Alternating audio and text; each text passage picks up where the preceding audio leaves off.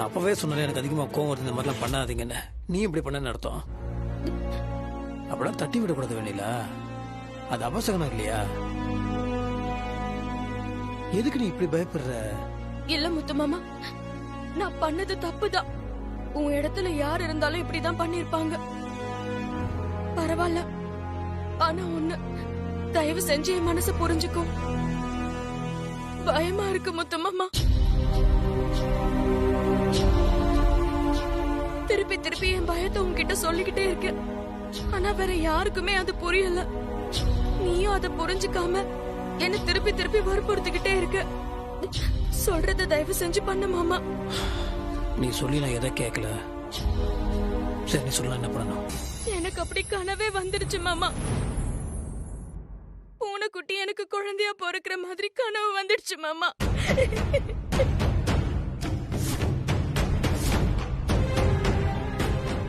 என்னாச்சு டாக்டர்?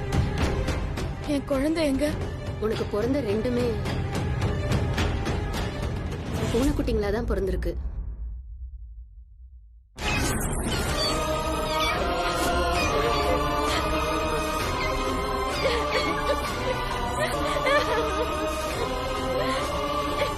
இங்க பாரு, இவ்வளவு ஆர்ப்பாட்டம் பண்றதுக்கு ஒண்ணுமே இல்ல.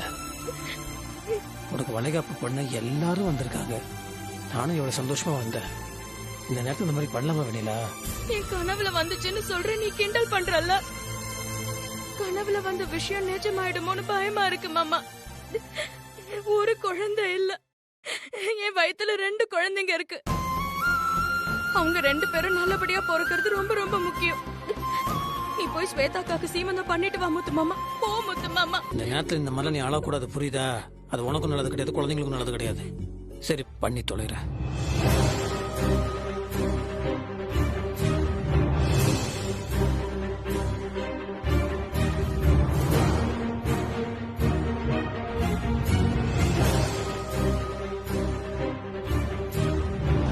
சந்தோஷமா?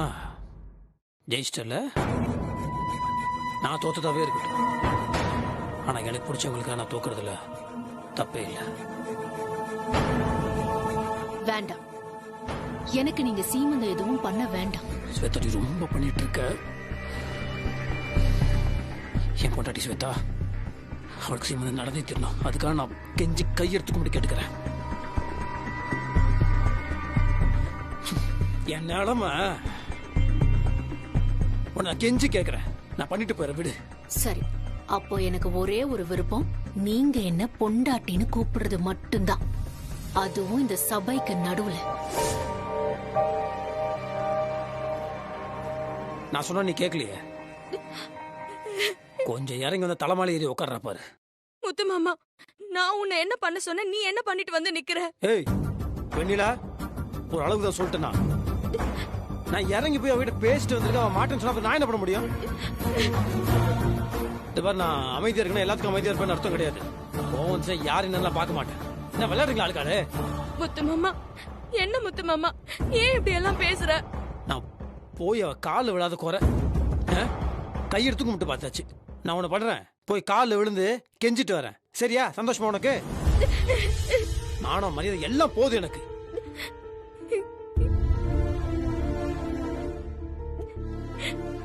அழாதீங்கக்கா. அழாதீங்க நீ அண்ணி. வெண்ணிலா, அழாத வெண்ணிலா. இந்த மாதிரி டைம்ல அழக்கூடாது.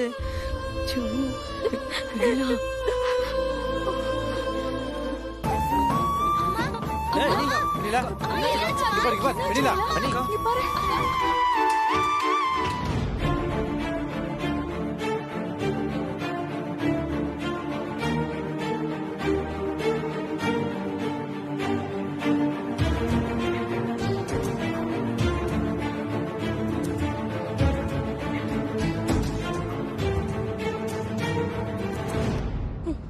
டாக்டர், என் வயித்துல பூனைக்குட்டி, என் வயித்துல பூனைக்குட்டி இருக்கு. இங்க பாருங்க, நான் ஒரு டாக்டர். உங்க வயித்துல என்ன இருக்குன்னு எனக்கு நல்லா தெரியும். உங்க மனச கலைச்சி பூனைக்குட்டி தான் பிறக்கும்னு உங்களை நம்ப வச்சிருக்காங்க. உங்க வீட்டுக்காரர் சொன்னதுனால ஸ்கேன் மிஷினை கொண்டு வந்திருக்கோம். இப்ப ஸ்கேன் பண்ணி உங்க வயித்துக்குள்ள என்ன இருக்குன்னு காட்டுறோம். அத உங்க கண்ணால பார்த்ததும் நீங்க நம்புவீங்களா?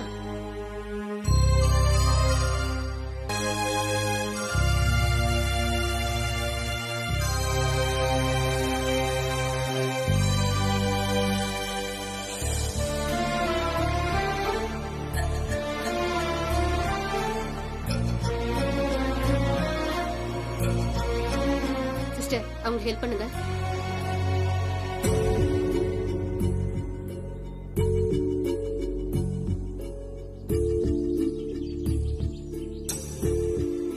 மாமா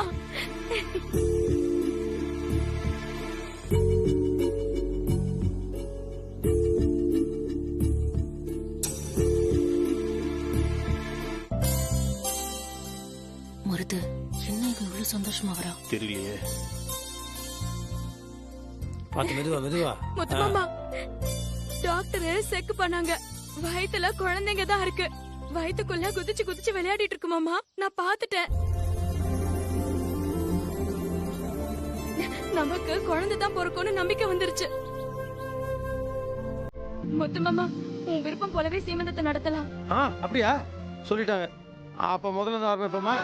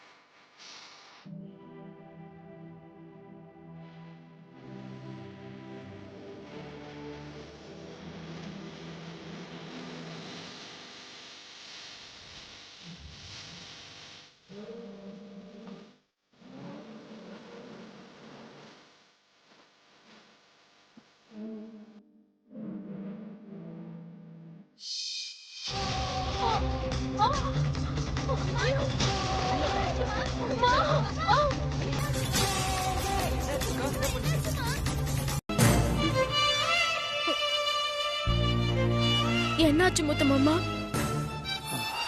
அது அது ஒண்ணும் இல்லை, எல்லாம் நார்மலா தான் இருக்கு, பிரச்சனை இல்லை. போ முத்து மாமா, உன் மூஞ்சி போற போக்க பாக்கும் போதே தெரியுது. டாக்டர் ஏதோ பயப்படுற மாதிரி சொல்லிருக்காங்க. எதுவா இருந்தாலும் சொல்லு முத்து மாமா. ஒண்ணும் இல்லடா. இங்க பாரு முத்து மாமா, நீ என் கூட இருக்கிற வரைக்கும் எனக்கு எதுவும் ஆகாது. சரி சரி, கொஞ்சம் வீக்கா இருக்கடா, பல்ஸ்ல கொஞ்சம் லோவா இருக்கா. மாத்திரை மருந்துல கரெக்டா சாப்பிட்டியா? மாத்திரை மருந்தெல்லாம் கரெக்டா தான் சாப்பிட்டேன்.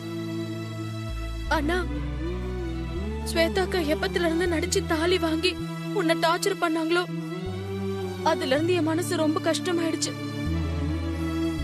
நீ பட்ட கஷ்டத்தை பார்த்து பார்த்து கவலைப்பட்டே நான் இப்படி ஆயிட்டேன்னு நினைக்கிறேன். சாரிடா, அவ என்ன டார்ச்சர் பண்ணிட்டே இருந்தாளா, அந்த டார்ச்சர் இருந்து எப்படி தப்பிக்கணும்னு பார்த்தனே தவிர உண்மையில இருக்க கவனம் செதறிடுச்சு எனக்கு. என்ன முத்து மாமா, ஏன் இப்படி எல்லாம் பேசுற? அதெல்லாம் ஒண்ணும் இல்ல. இல்ல, சீஃப் டாக்டர் பார்க்கணும்னு சொன்னாங்க. உனக்கு ஒன்றும் ஆகாது, இதை நான் உன்னை ஜாக்கிரதையா பார்த்துருக்கணும் இல்லையா? உனக்கு எவ்வளோ ஆச்சுன்னா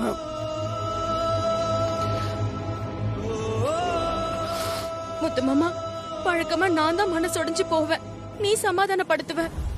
இப்ப நீயே இப்படி பண்ணா என்ன அர்த்தம் முத்து மாமா? அதெல்லாம் ஒண்ணும் ஆகாது. இங்க பாரு, சத்தியமா சாவித்திரிய காப்பாத்தினதெல்லாம் அந்த காலத்து புராணம். இந்த சாவித்திரிய காப்பாத்த இந்த சத்தியவா நீயும் கூடவே இருக்க. எனக்கு எதுவும் ஆகாது.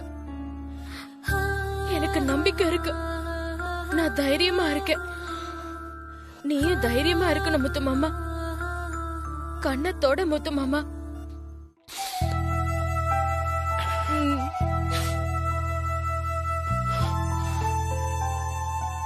கொஞ்சம் சரி முத்து மாமா. சரின்னு சொல்றேன்ல.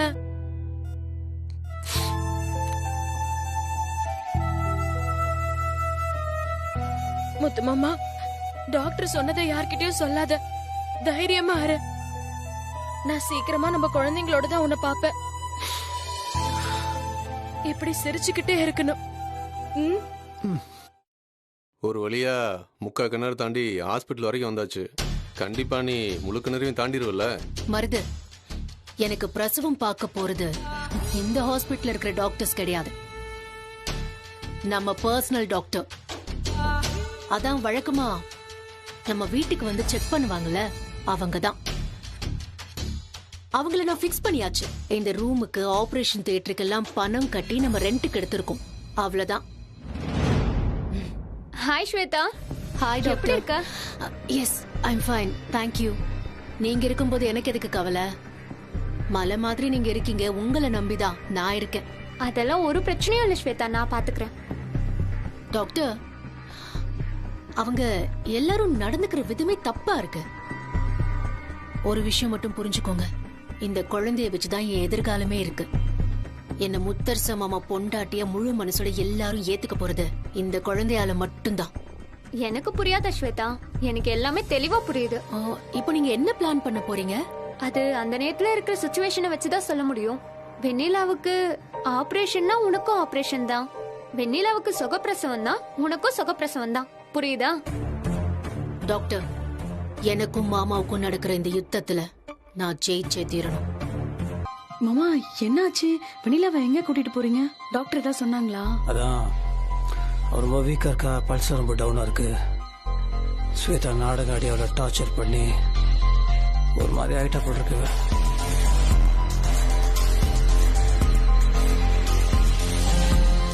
அதான் மறுபடியும் ஸ்கேன் எடுக்கணும்னு சொல்லியிருக்காங்க.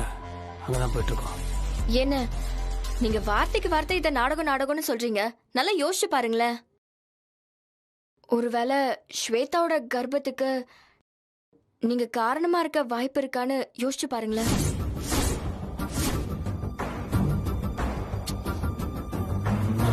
ஏன்னா ஒரு பொண்ணு பொய்யான கர்ப்பத்தை வச்சுக்கிட்டுலாம் இவ்வளவு தூரம் நடிச்சு ஹாஸ்பிட்டல் வரைக்கும் வர முடியாது. அவ கண்டிப்பா கர்ப்பம்னா அதுக்கு காரணம் வேற யாரா இருக்க முடியும்னு? நீங்களா இருக்க நிறைய வாய்ப்பு இருக்குல்லன்னு.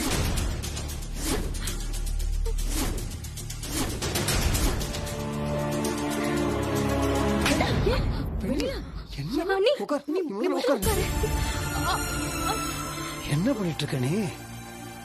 ஜனனி, சாரிமா. எதுக்கு முத்து மாமா நீ ஜாரி கேக்குற? உன்னை இந்த வார்த்தை சொன்னதுக்கு அப்புறமும் அவள வேண்டாம் ஜனனி. உன் அண்ணனை பத்தி இப்படி பேசுற? இங்க பாரு, அவரோட மனசு கரப்படியாத மனசு. ஐயோ அண்ணி, சத்தியமா நான் வம்பு இழுக்கணுங்கிறதுக்காக கேக்கல. நீங்க அண்ணன் மேல வச்சிருக்க நம்பிக்கை பாக்குறப்போ எனக்கு ரொம்ப சந்தோஷமா இருக்கு.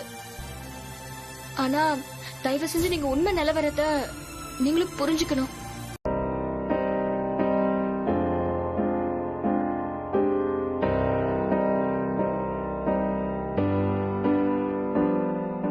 வெண்ணிலாவுக்கு சுகப்பிரசவம் நடக்கிறதுல ஒரு சிக்கல் இருக்கு முத்தரசன் சார். என்ன சிக்கல்? கர்ப்பப்பையில ஒரு குழந்தையோட பொசிஷன் கரெக்டா நார்மலா இருக்கு. அதாவது கர்ப்பப்பை வாய்க்கிட்ட குழந்தையோட தலைப்பகுதி இருக்கு. ஆனா இன்னொரு குழந்தைதான் கொஞ்சம் பொசிஷன் மாறி இருக்கு. அதாவது கால் பகுதி கீழ் நோக்கி இருக்கு. அதான் சிக்கலே. முதல் குழந்தைய நார்மல் டெலிவரியில எடுத்துடலாம், அதுல எந்த பிரச்சனையும் இருக்காது. ஆனா ரெண்டாவது குழந்தைய இப்ப இருக்கிற பொசிஷனை வச்சு பார்க்கும்போது ஆபரேஷன் பண்ணி தான் எடுக்கணும். இதுல வேற அந்த குழந்தை ரொம்ப வீக்கா, வெயிட் கம்மியா இருக்கு. எப்பவுமே ட்வின்ஸ் பேபிஸ்ல நிறைய கேஸ்ல வர பிரச்சனைகள் இதுதான். அதனால டெலிவரி கொஞ்சம் சிக்கலா தான் இருக்கும். மேக்சிமம் தாய் உயிருக்கு ஆபத்து வராம நாங்க டெலிவரி பண்ண முயற்சி பண்றோம். இருந்தாலும் கடவுளை வேண்டிக்கங்க. மனுஷனால முடியாதப்ப தெய்வம் தானே துணை.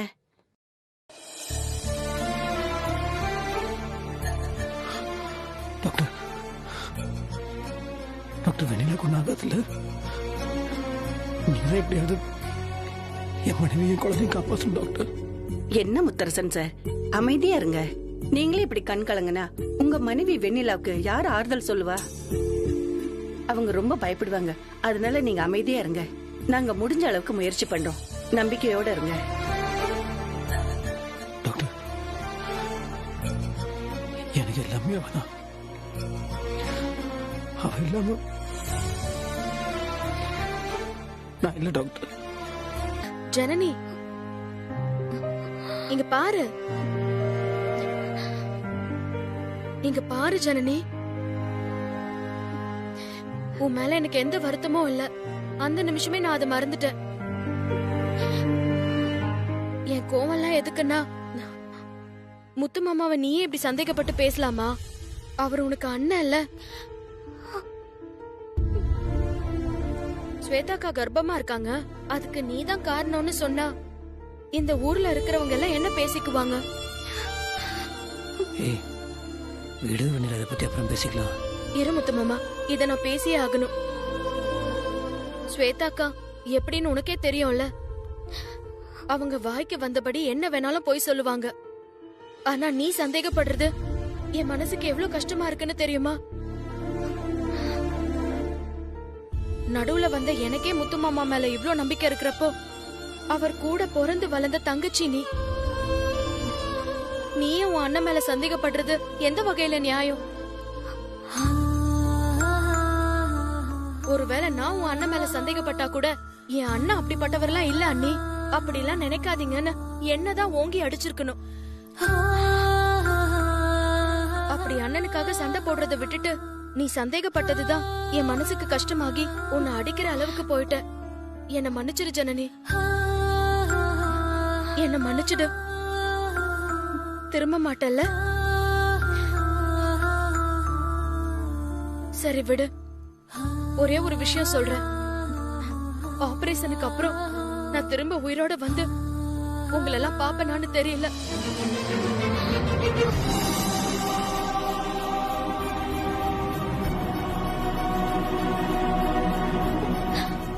இப்பவே நான் உன்னை அடிச்சதுக்கு மன்னிப்பு கேக்குறேன். என்ன மன்னிச்சிடு ஜனனி. அண்ணி என்ன நீ ஏன் நீ இப்படி எல்லாம் பேசுறீங்க? வெண்ணிலா என்ன வெண்ணிலா அதெல்லாம்? முத்து மாமா, நீ என்னதான் என்கிட்ட இருந்து மறைக்க முயற்சி பண்ணாலும் உன் கண்ல இருந்து வர கண்ணீர் என்ன விஷயங்கிறத காட்டி கொடுத்துருச்சு.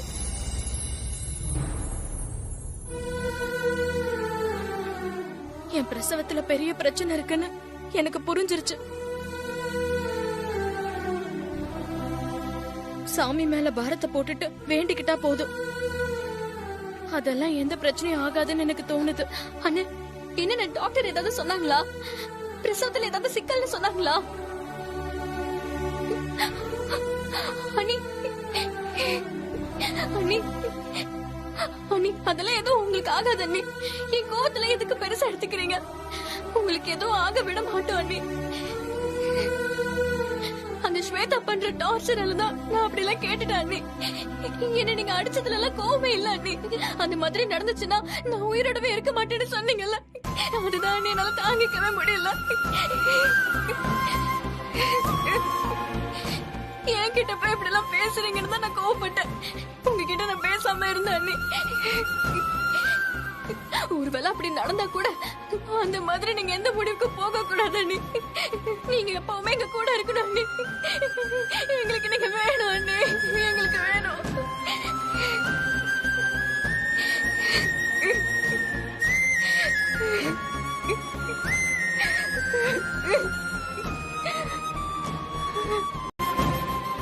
எக்ஸ்கியூஸ் மீ சார், இதுல ஒரு சைன் பண்ணுங்க. Consent form. கன்சென்ட் ஃபார்மா? நான் போட மாட்டேன். நான் கையெழுத்து போட மாட்டேன். ஏற்கனவே அவருக்கு காம்ப்ளிகேஷன்ஸ் இருக்கு டாக்டர் சொல்லியிருக்காங்க. உயிருக்கு ஆபத்துன போது நான் கையெழுத்து போட்டு அவருக்கு ஏதாவது நான் கையெழுத்துலாம் போட முடியாது. நீங்க போங்க. இது ஒரு ஃபார்மாலிட்டி தான் சார், கையெழுத்து போடுங்க. இல்லைங்க என்னால் அது ப்ளீஸ். இங்க பாருங்கப்பா, நீங்க கையெழுத்து போட்டாதானே அம்மாக்கு ஆபரேஷன் பண்ண முடியும். ஆமாப்பா, இல்லனா அம்மாக்கு எப்படி ஆபரேஷன் பண்ண முடியும்? எப்படி பாப்பா வெளியே வரும்? கையெழுத்து போடுங்கப்பா. சார், எவ்வளவு அறிவான 2 குழந்தைங்க இருக்கு. இன்னும் 2 குழந்தைங்க இதே மாதிரி அறிவோடையும் அழகோடையும் பிறக்க போகுது. நம்பிக்கையோட கையெழுத்து போடுங்க சார்.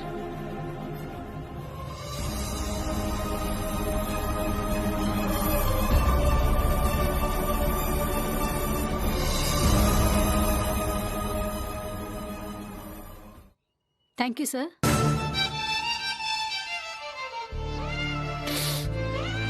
அப்பா அழாதீங்கப்பா, கவலைப்படாதீங்க. ஆபரேஷன் நல்லபடியா நடக்கும். நாங்க 2 பேரும் போய் அம்மாக்காக சாமி கிட்ட வேண்டிட்டு வரோம். வா ருத்ரா.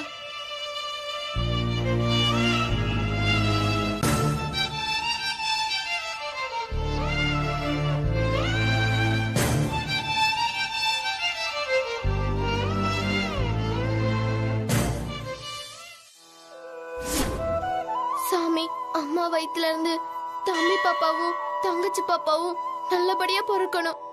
வெண்ணிலா அம்மாவோட உயிருக்கு எந்த ஆபத்தும் வரக்கூடாது. அம்மா எந்த சிரமமும் இல்லாம தம்பி பாப்பாவையும் தங்கச்சி பாப்பாவையும் எங்களுக்கு பெத்து கொடுக்கணும். அப்படி மட்டும் நடந்தா நாங்க 2 பேரும் உண்டியல்ல சேர்த்து வச்சிருக்கிற பணம் எல்லாமே கொண்டு வந்து உண்டியல்ல போட்டுடுறோம். ஆமா, 108 குடம் தண்ணி எடுத்துட்டு வந்து ஊத்துறோம். வரப்போற விநாயகர் சதுர்த்திய நல்லபடியா பெரிய அளவுல கொண்டாடுறோம். எங்க உயிரை வேணும்னாலும் தரும். வெண்ணிலாம உயிருக்கு எந்த ஆபத்து வராம நீதான் பாத்துக்கணும். குழந்தைங்க நல்லபடியா பிறந்துடுச்சுன்னு செய்தி வர வரைக்கும் நாங்க 2 பேரும் நிறுத்தாம தோப்புக்காரனை போட்டுக்கிட்டே இருப்போம். நீதான் எங்களுக்கு நல்ல செய்தி கொடுக்கணும்.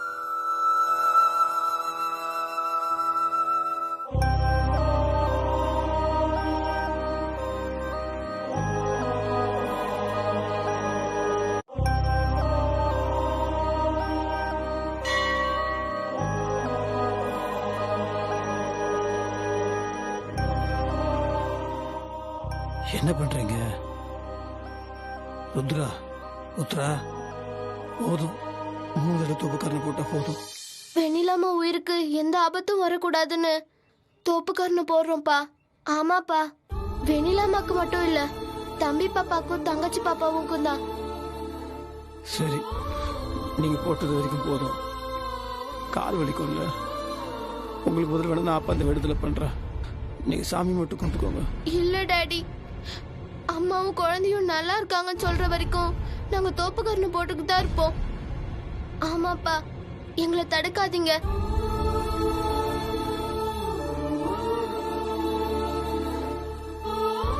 எனக்காக இல்லைனாலும் என்னோட குழந்தைங்களுக்காகவாது அவங்களோட வேண்டுதலை நீ நிறைவேற்று.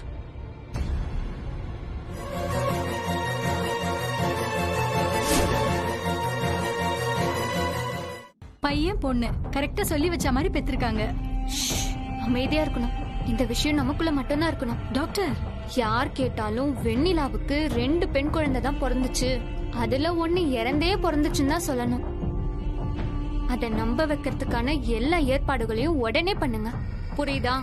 சரிங்க டாக்டர். அந்த ஆண் குழந்தைய என்கிட்ட கொடுங்க. வெளியே யாராவது இருக்காங்களான்னு பாருங்க, போங்க.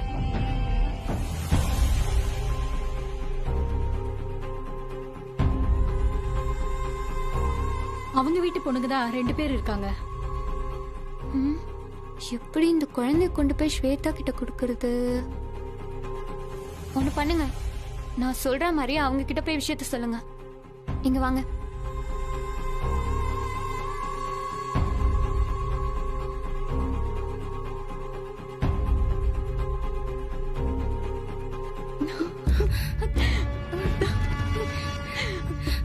வெண்ணிலா எப்படி இருக்கா? No problem. வெண்ணிலாக்கு எந்த பிரச்சனையும் இல்ல, பொழைச்சிட்டாங்க.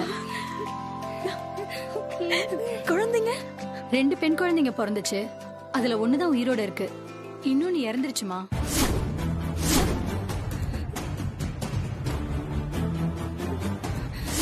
என்ன சொல்றீங்க? நீ வா வா.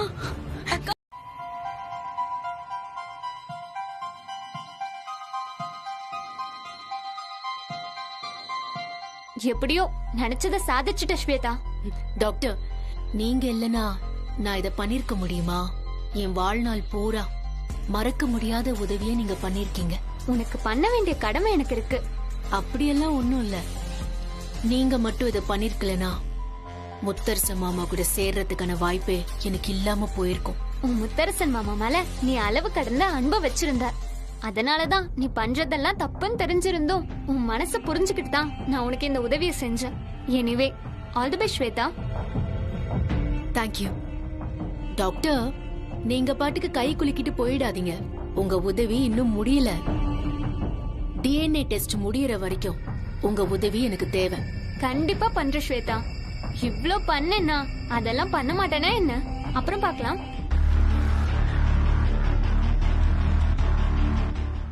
சிஸ்டர், சொல்லுங்க மேடம். வெண்ணிலா ரூம்ல என்ன நடக்குதுன்னு தெரிஞ்சதுங்களா? மேடம், நல்ல வேலையா அவங்க ஒரு குழந்தை இறந்துதான் பிறந்துச்சுங்கிறத இந்த நிமிஷம் வரைக்கும் நம்பிட்டு தான் இருக்காங்க மேடம். இந்த நிமிஷம் வரைக்கும் இல்ல, இனிமேலும் அதை நம்புவாங்க. நம்பணும். உங்களுக்கு அதிர்ஷ்டம் மேடம். அதனாலதான் நீங்க நினைக்கிறதெல்லாம் நடக்குது. ஆமா, வெண்ணிலா என்ன பண்ணிட்டு இருக்கா? அவங்க இன்னும் மயக்கத்துல தான் இருக்காங்க மேடம். ஆபரேஷன் முடிஞ்சதுல இருந்து இன்னும் கண்ணே முழிக்கல. முத்தரசன் சார் தான் குழந்தை இறந்த துக்கத்துல ஒரு மாதிரி ஃபீல் பண்ணி அழுதுட்டே இருக்காரு.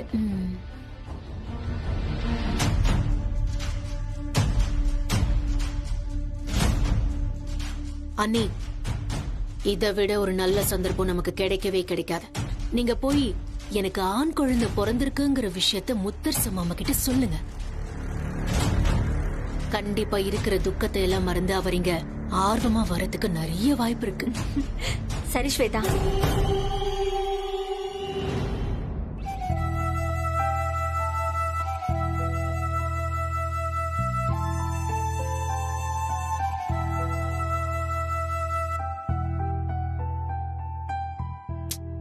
அப்பா, அம்மா எப்பப்பா எந்திரிப்பாங்க? அம்மாக்கு மயக்க மருந்து கொடுத்துருக்காங்கல்ல, கொஞ்ச நேரம் ஆகும். பசிக்குதா? இல்லப்பா, அதெல்லாம் இல்ல. அண்ணே அண்ணே அண்ணே, ஸ்வேதாக்கு ஆண் குழந்தை பிறந்திருக்குண்ணே.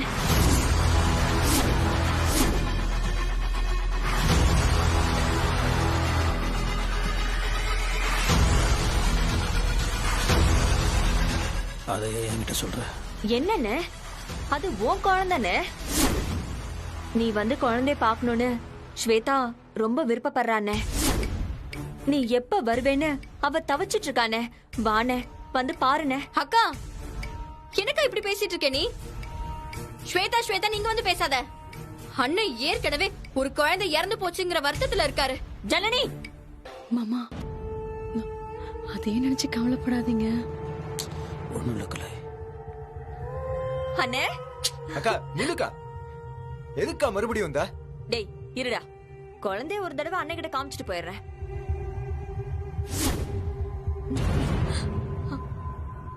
அண்ணே பாருண்ணே, குழந்தைய பாருண்ணே. உன் குழந்தைண்ணே. அண்ணே, உன் குழந்தைண்ணே, பாருண்ணே.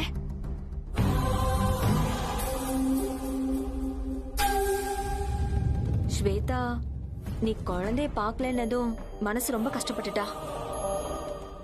சரி, அவர்தான் வரல, குழந்தையாவது கொண்டு போய் காமிச்சிட்டு வாங்க அண்ணின்னு சொல்லி கொடுத்து விட்டா. குழந்தை பாருண்ணே. அண்ணே, நீ பாத்துன்னு தெரிஞ்சா அவ ரொம்ப சந்தோஷப்படுவானே. அறிவு இருக்கா உனக்கு? அண்ணே அண்ணே அண்ணே, ஒரு தடவை பாருண்ணே. ஏய், என்ன டிராமா பண்றியா? ஹாஸ்பிட்டல் பார்த்தா திரும்ப திரும்ப வேண்டாம். தேவையில்லாம டென்ஷன் ஆக்கின அப்புறம் மிருகமாயிடும் சொல்லிட்டேன்.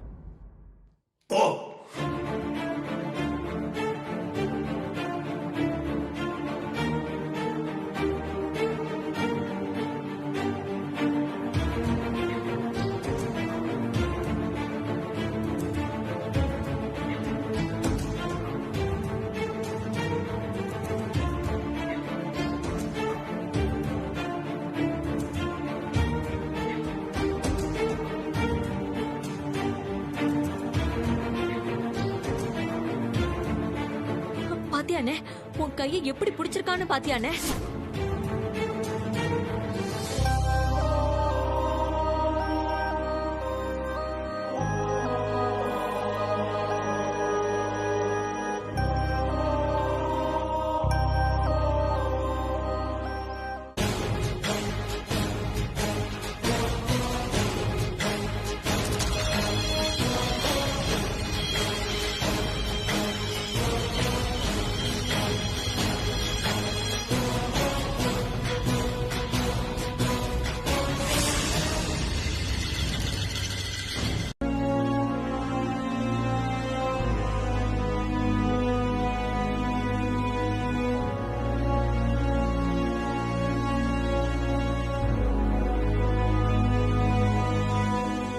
கார்த்தி, அண்ணா வெண்ணிலா கண்ணு முடிச்சு கேட்டானா என்னடா பதில் சொல்ல போறோம்? தாங்க மாட்டாளா? ஆமா மாமா, எத்தனை குழந்தை பிறந்தாலும் ஒரு குழந்தை இறந்து போச்சுன்னா எந்த தாயால தான் தாங்கிக்க முடியும்? ஆனா வேற வழி இல்ல மாமா, வெண்ணிலாவை நம்ம தான் தேத்தி ஆகணும். இத்தனையும் பண்ண அந்த கடவுள் அந்த குழந்தையையும் காப்பாத்தி கொடுத்திருக்கலாம். அப்படி நடந்திருந்தா இவ்ளோ வேதனை இல்ல. உண்மைதான். ஆனா வெண்ணிலா எப்பயுமே உடல் அளவுலயும் மனசளவுலயும் ரொம்ப வீக்கா தான் இருந்தா. உடம்ப பாத்திருந்தா நல்ல ஆரோக்கியமா இருந்திருப்பா. குழந்தைங்களும் நல்லபடியா பிறந்திருக்கும்.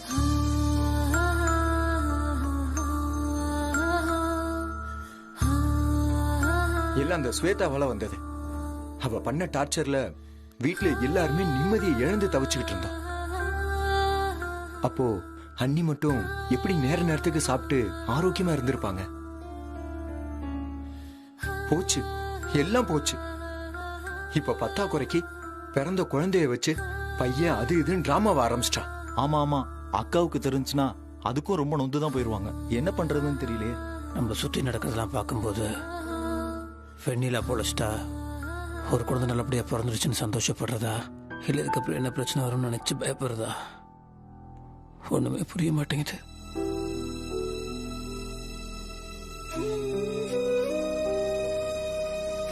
வெண்ணிலா கண்ணு முடிச்சதுக்கு அப்புறம் தான் நம்ம எந்த முடிவுக்கும் வர முடியும். என்ன முத்து மாமா?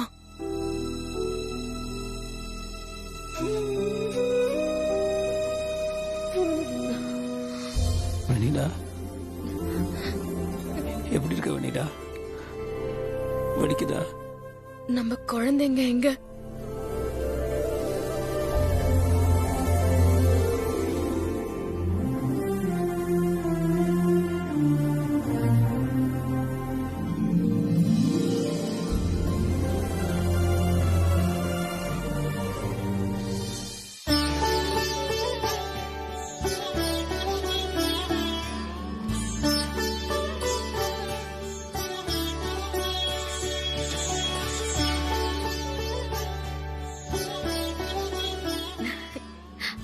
இன்னொரு குழந்தை எங்க முத்து மாமா?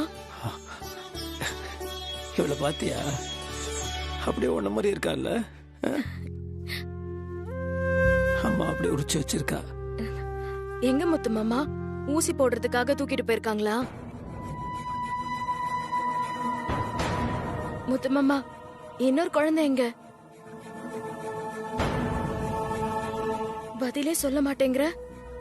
இத பாரு, நான் உனக்கு ஒரு விஷயம் சொல்லுவேன், அமைதியா கேட்டுக்கணும். கடவுள்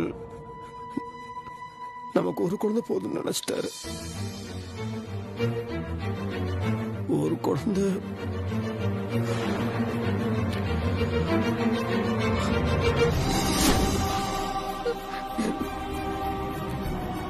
இறந்து சொன்னீங்களா?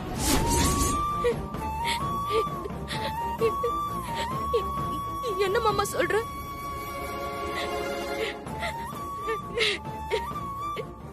அழாத வெண்ணிலா, வெண்ணிலா, வெண்ணிலா. ஐயோ அண்ணி, அழாதீங்க அண்ணி. அழாதீங்க அண்ணி.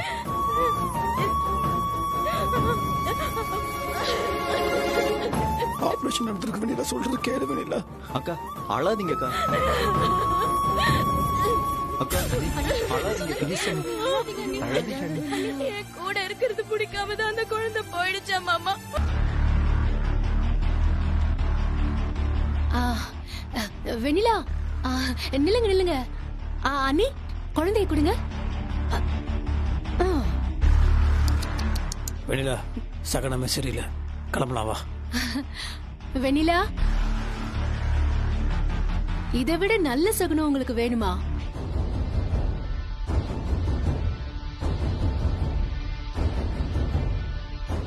வெண்ணிலா, இந்த ஹாஸ்பிட்டலுக்கு முதல் வரும்போது வயித்தை தள்ளிக்கிட்டு 2 பேரும் நின்னோம், ஞாபகம் இருக்கா?